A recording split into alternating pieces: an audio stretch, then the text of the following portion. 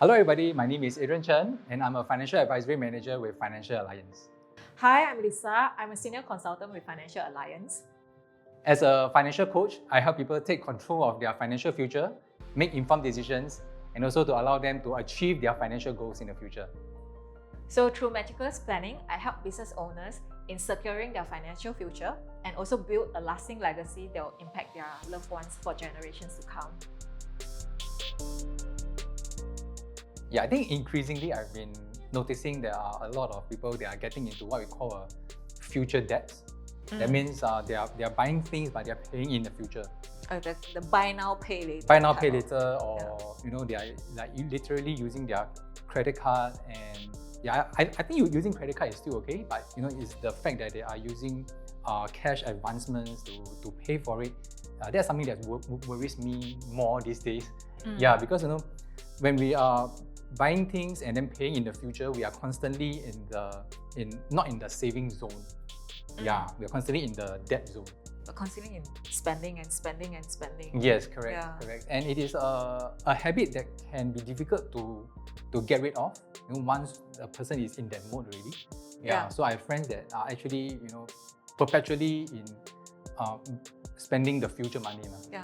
I think it's also because the market is trying to get you to spend more and more and more, and they are coming out with certain, like what we just said, buy now, pay later. Just enjoy time now first and think about the bills later. Yeah. I think it's the kind of culture that's being inculcated that we buy now, enjoy now. So I think for my case, I see a lot of people similar. We a lot of friends we spend first, save later. It's always a concept that never mind lah, I will always have enough money to save. I will always have enough money to save. I spend first. So every month when the pay comes in, spend first. Then whatever that's left, okay, we save. So in Chinese we say we become 月光族. So most of the time they end up spending most of their income, or sometimes like what you said, when the income is not enough to spend, you spend future money. So few years down the road, when they look back, they didn't even save anything at all because of this habit. Spend now, save later. Yeah. So I think that's that's a major mistake that I see a lot of young people have as well.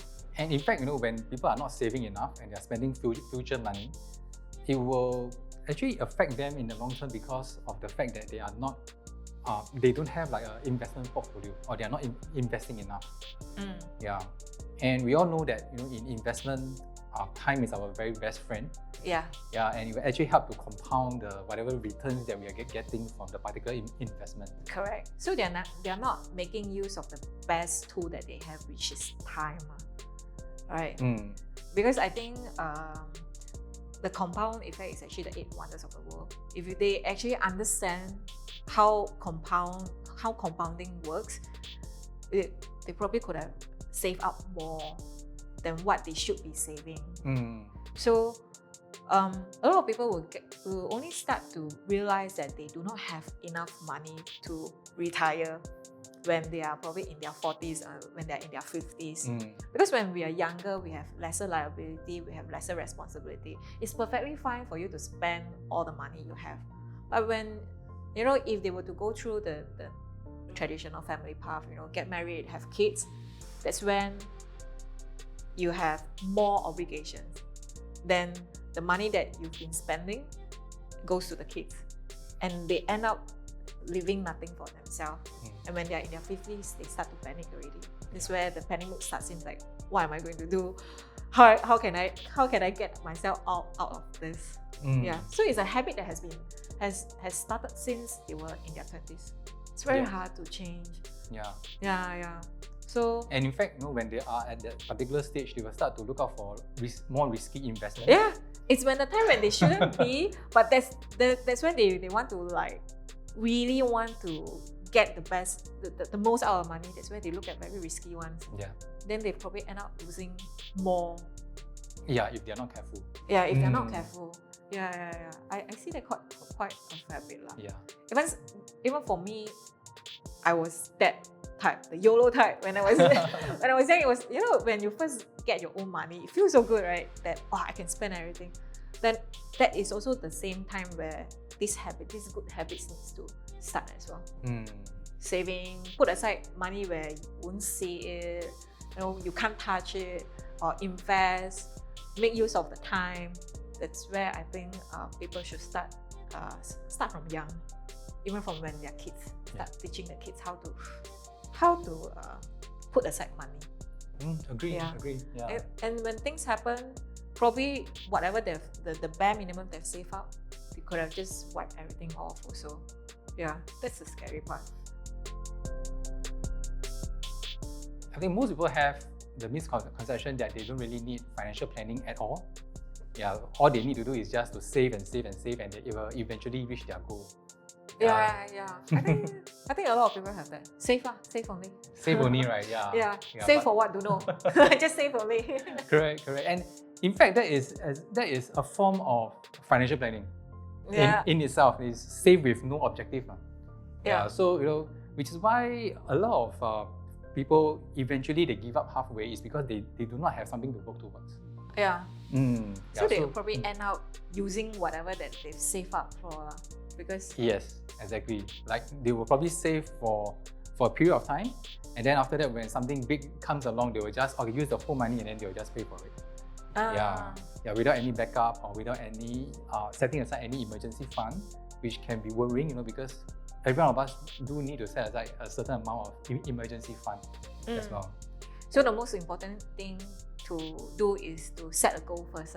To set a goal first, and then, you know, work towards it.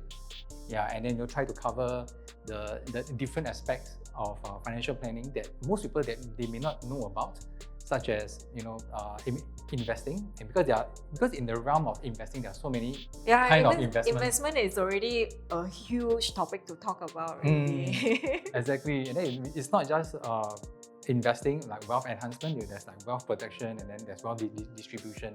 So it's different facets of financial planning that we will probably need to take a closer look at. So to start a goal with a goal in mind, and then to have a plan to work towards the goal. Work towards it, yes. Yeah. If not, save. Also save until you don't know what's going on. Exactly. Yeah. Exactly. I think a lot of people that I've talked to when it comes to misconception about financial tools, right, is in particular insurance. They will always say that I don't need insurance now. I will only get insurance when I need it. But we all know when someone needs insurance, when someone realizes they need insurance, it's probably the time where they can't get insurance anymore. Right. So I think that it's not that people do not believe in insurance. They do not believe that things will happen to them. That's why they do not get insurance. So especially with the younger crowd, they will say that never mind I'll just focus on investment, can already. When I'm older, when I'm probably in my 30s or when I'm in my 40s, then only I get insurance. Oftentimes, those are the times where they realize there are a lot of things going on because of stress or because of eating habits or whatsoever. Then they start to realize that their health is not as good as they used to be. Right. And when it comes to insurance, there are only two currencies that you can use to buy. One is health, one is money. So if you have money, you don't have health, you also cannot buy insurance. It's only when you have health and you have money, then you can buy insurance. Right. Yeah. In fact, I have quite a few clients that actually came to me after they see something that happened to their I realized friends. you have. Yeah, so I think, you know, this is a common phenomenon that happens very frequently, and I would say that I would probably attribute it to human nature because human nature-wise, we tend to think on the positive side for most people. Yeah. So, you know, we tend to believe in our ability. We tend to be more positive, and I think that's okay. But, you know, sometimes we probably have to look the other way and, you know, cater for something that may happen, and that particular something, if it happens, it may have a very long-term effect on us. So I think you know, that is an important thing to think of. Yeah. I think one thing is also a lot of people when they buy insurance, it's not because they are worried about what will happen to them. They buy insurance because they worry about what will happen to their family or their dependents. So I always say that people who buy insurance are usually people who understand that what happens to them, it won't just happen to them only. It happens to people around them. How you implicate them? Yeah, how it implicate them, and probably their parents or their kids or their entire family. So what happened to one person, it happens to the whole entire family. Yeah. What I would probably advise my 18-year-old self would be that, to invest in a consistent manner into something that is that I'm more confident about. Yeah, not just save, because I used to be a very big saver. Like, whenever I've got pocket money, I would probably like save a big chunk of it and then eat with my parents. So yeah, so I would save on that. So but apart from saving, saving doesn't really grow the money. Saving is like the first step, but I think to grow the money is to invest consistently. So that's one thing that I will tell the 18-year-old me. Yeah, how about you? Wow, this one is a very deep topic for me. I think because I come from a family where finances are managed quite frugally, so everything needs to count, so to make sure that we have enough money. So my relationship with money was in a way where the moment I get paid, I'll spend it. So I'm a typical 月光族, I'm a typical YOLO type of person when it comes to money. Whatever I get, I'll spend. Whatever I get, I'll spend. Because the idea is like, I deserve all this money. So at one point of time, I started to thinking, if I keep spending the way I spend, right? If one day I can't work anymore, who's going to pay off for all the bills or for all the luxuries that I've been paying for myself? So if I were to go back to when I was 18, I probably have to sit down and really understand, like, there's abundance of money. There's no need to keep spending. Save some, have a goal, save some, invest some. You don't have to worry that you don't have enough money in the future. Yeah. I think the notion when it comes to FIRE, which is financial independent, retiring early, right? I like to focus on the word retirement, because once there was someone told me about what is retirement actually is. So retirement is essentially doing what you love to do without worrying about money, right? Yeah. And a lot of us, because we are stuck in a 9 to 5 job, where some people just completely just do not enjoy doing it. So they always look forward to, one day I will fire my boss. One day I will fire my boss. So different fire. Yeah, different fire. I want to fire fire my boss one day. So the idea when they start this FIRE movement, like, I want to retire early. So it becomes a more of a motivation to, I want to fire my boss. Yeah, if you really think about FIRE movement, right? If we put it in at one end of the spectrum, at the other end of the spectrum is actually YOLO, right? You only live YOLO. Yeah, one is like the extreme and the other one is at the other extreme. Yeah. So I think, personally for me, I feel that having the mindset to go for financial independence earlier and retire earlier is a good concept. However, it shouldn't come at the expense of sacrificing, like, your personal time with your family, with your friends. So if we can probably strike a balance in between the YOLO and the FIRE movement, right, that would be It would be the most ideal. It would be the ideal, right? yes, exactly. Yeah.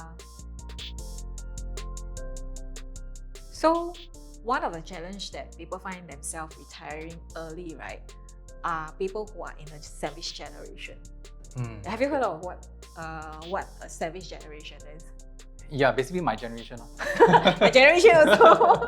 Yeah. So I guess for people that are in the sandwich generation, where they are sandwiched in between supporting their parents and also supporting their children as well, their dependents. So it's like both sides of the dependent.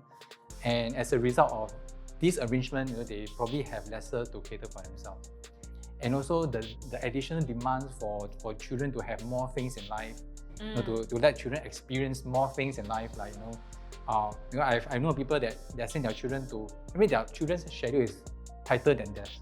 Oh yeah, tuition class, then swimming, then taekwondo class, then a lot of enrichment classes. Yeah, basically. Yeah, no, exactly. There's the children have so many.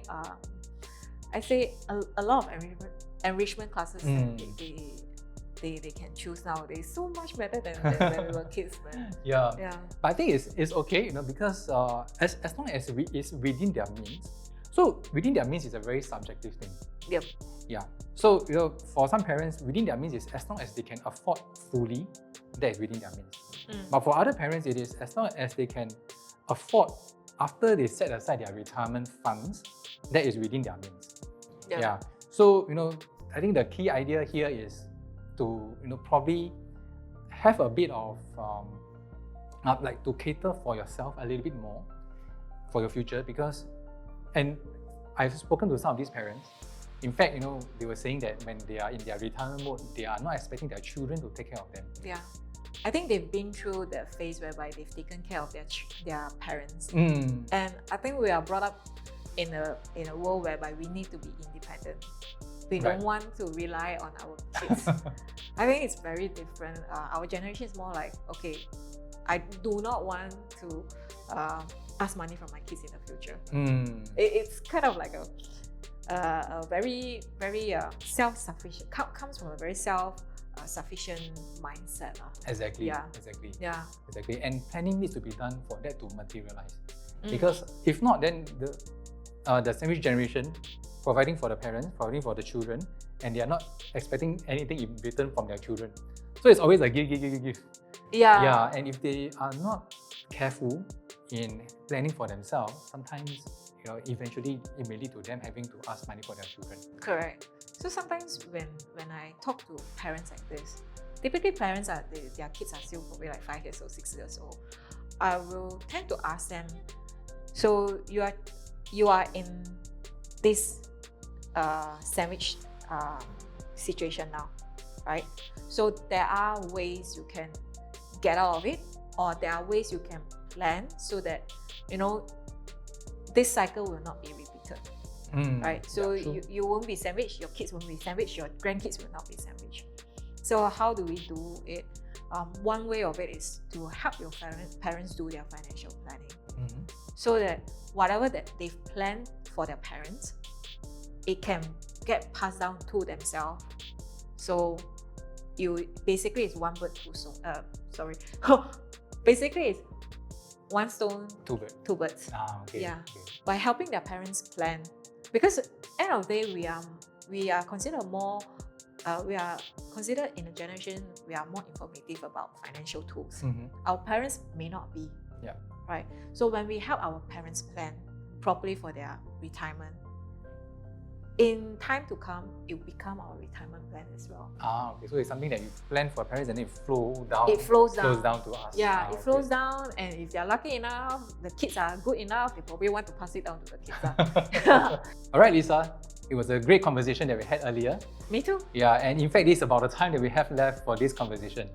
So, if this is the very first of a few series of conversations that we're going to have in this channel. If you like what you have just seen, please like, subscribe, and share for more content. Yes, in fact, in our next conversation, we are going to answer some of the questions that you have regarding independent financial advisor representatives. So, see you there.